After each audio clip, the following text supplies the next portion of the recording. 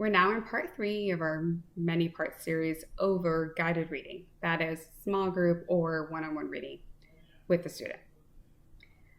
So far I've covered what's in a kit or what resources you need for teaching guided reading, and then also how to find a book. Today we're going to do the first part of a prepared lesson, that is the sight word activity. For my demonstration, we're going to pretend like I did that assessment with my student or child already, and now I know my child's instructional reading level is B. I'm going to be using this book from Scholastic called Little and Big, and as you can see, it says B right here. Before I begin, please understand that when a child's reading some of these more simple books, you want to give them lots of exposure to lots of different text. And so you'll probably want to do 4 books, one for Monday, Tuesday, Wednesday, and Thursday. And so the activities will actually be repeated throughout the week.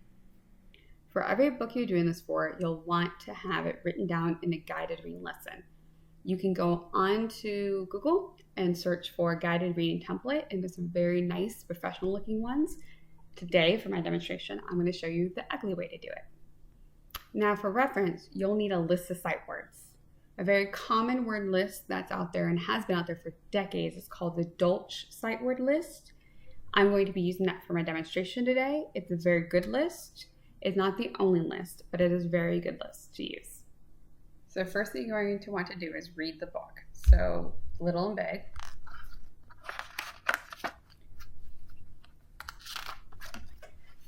I see a little bug. I see a big bug too.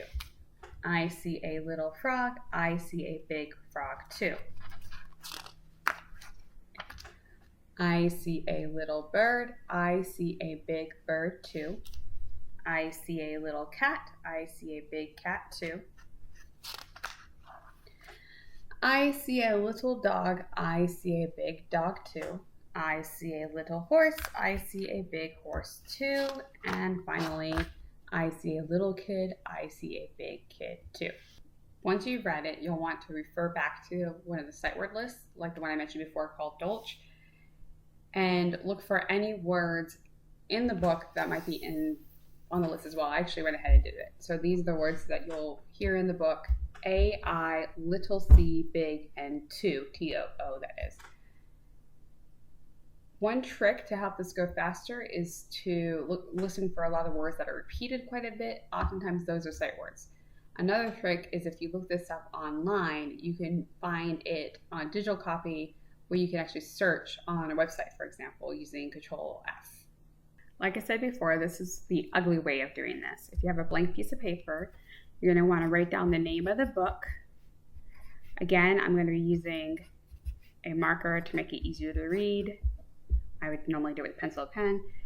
And then somewhere along the top, I usually write down the level and any students. I'd have them make sure they have a list of the students, and I also have the date on here.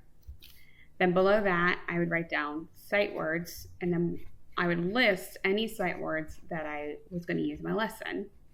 So in this case, the words were A, I, little, C, big, and 2. But that is a total of, as you can see, 6 words. For a child who's reading a level that's a B or close to, that's a lot of material. So I tended to stick to 3 to 5 words in a lesson. So for the purpose of this, I'm going to pretend like my child already knows the word A and I, and I cross it out and leave only the 4 words that I want them to learn with this book during this time. The next thing you're going to want to do is make flashcards for these words. So the words I decided were little, C, big, and 2. I'm just going to make one just to demonstrate, so I made a flashcard. If you're like me and have terrible handwriting, as you can see, it's not the best, I would actually go ahead and make them on the computer using my printer, and these are actually laminated as well. You're going to hate me saying this probably, but research says Comic Sans is actually a very good font for young children, especially anybody with dyslexia, it tends to help the students and people that are struggling with reading a lot. So here's a little tip. You can use a permanent marker to actually trace the shape in a boxy way of the word. Some students benefit from this. It helps them to visualize the word and memorize it. Other students, actually, it hurts them. It makes it harder for them. So once you know what your child or student needs, this can be a good tip for that child. Here's the fun part. Now you're going to want to find a short game or activity for your child to do to practice these words. It's important that you do not use any activities that take that word and break it apart by sound. That's phonics practice. This is sight word practice. This is looking at a word as a whole. One of the things you can do, aside from various flashcard games, which we'll talk about, are writing activities as well.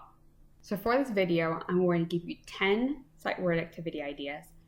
However, if you Google the phrase sight word activities, there's literally hundreds of them online.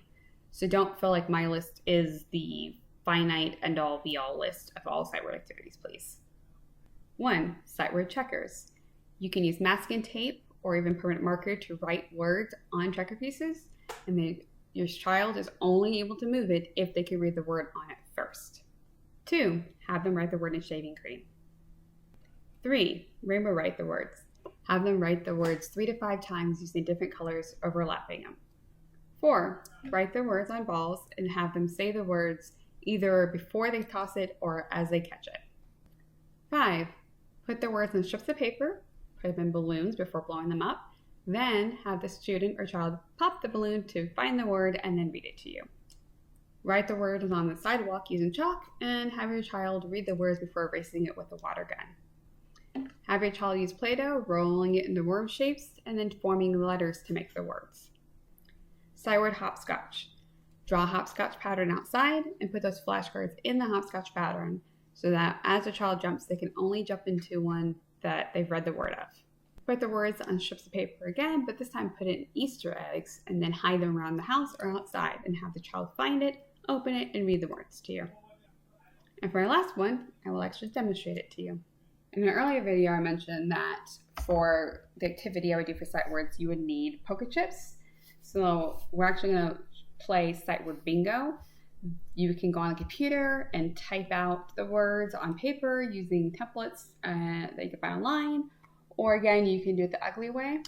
One thing you can do is you can always just draw out bingo cards or boards on a whiteboard. I'm actually going to be using a permanent marker to do this,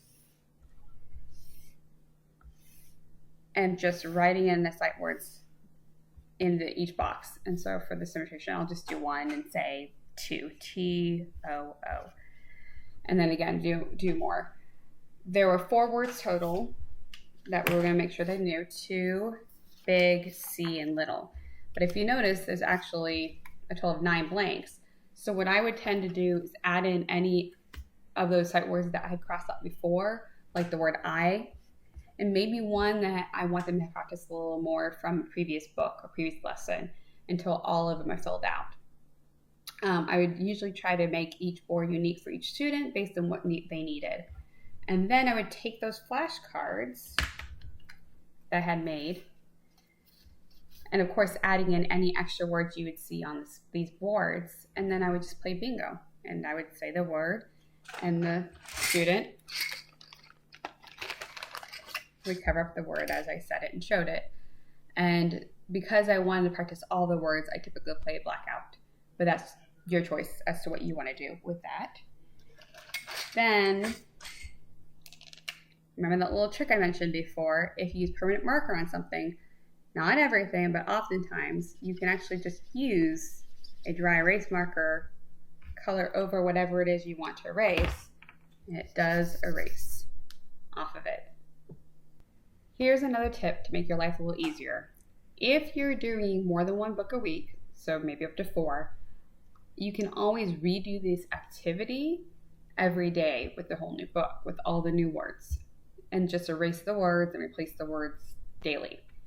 That way you're not having to get a bunch of new materials every day and a bunch of new ideas every day just to get through another sight word activity.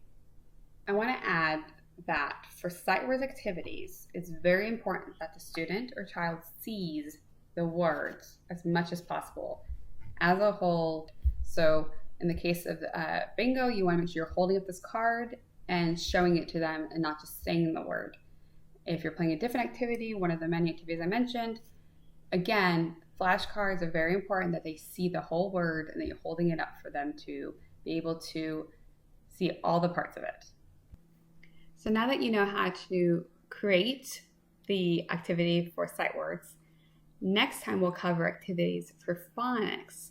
And then later on, I'll show how to put it all together in the actual practical lesson that your child's doing.